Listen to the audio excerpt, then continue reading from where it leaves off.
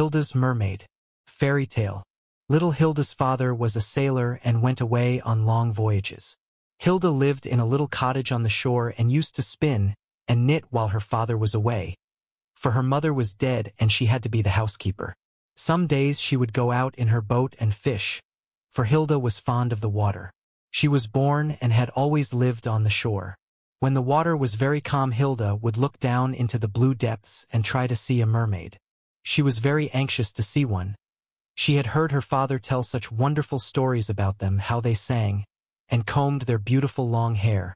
One night when the wind was blowing and the rain was beating hard upon her window, Hilda could hear the horn warning the sailors off the rocks. Hilda lighted her father's big lantern and ran down to the shore and hung it on the mast of a wreck which lay there, so the sailors would not run their ships upon it. Little Hilda was not afraid, for she had seen many such storms. When she returned to her cottage, she found the door was unlatched, but thought the wind had blown it open.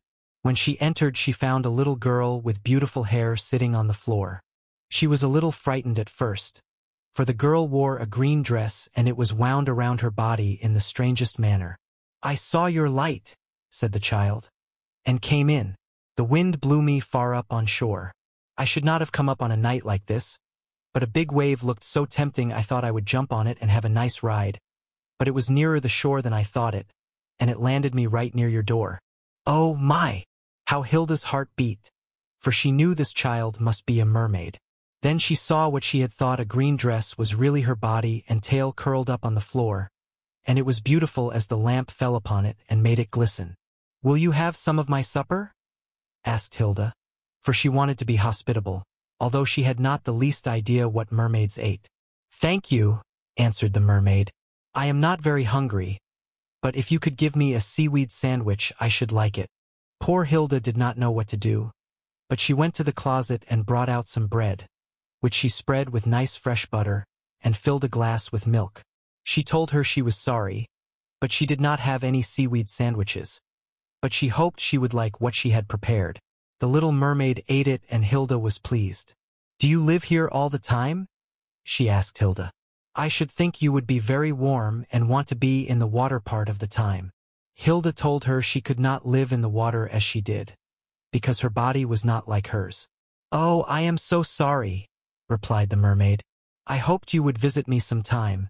We have such good times, my sisters and I, under the sea." "Tell me about your home," said Hilda.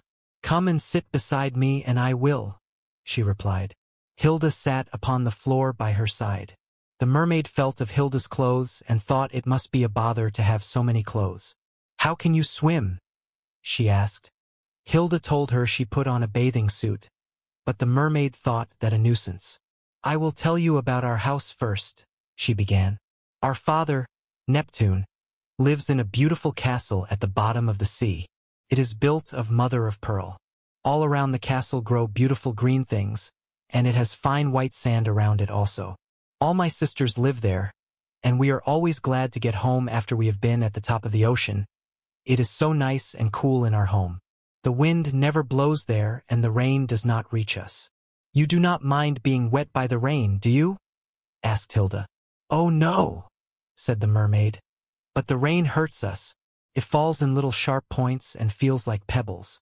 "How do you know how pebbles feel?" Hilda asked.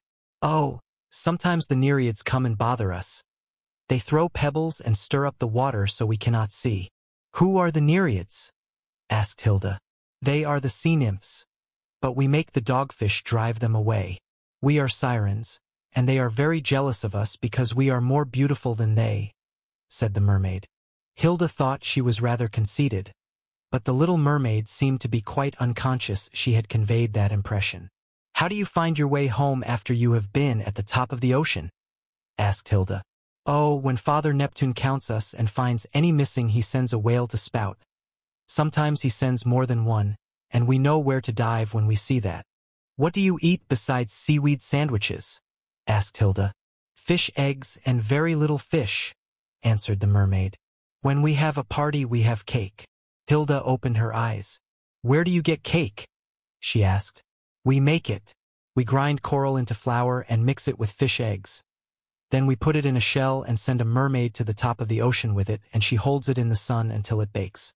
We go to the Gulf Stream and gather grapes, and we have sea foam and lemonade to drink.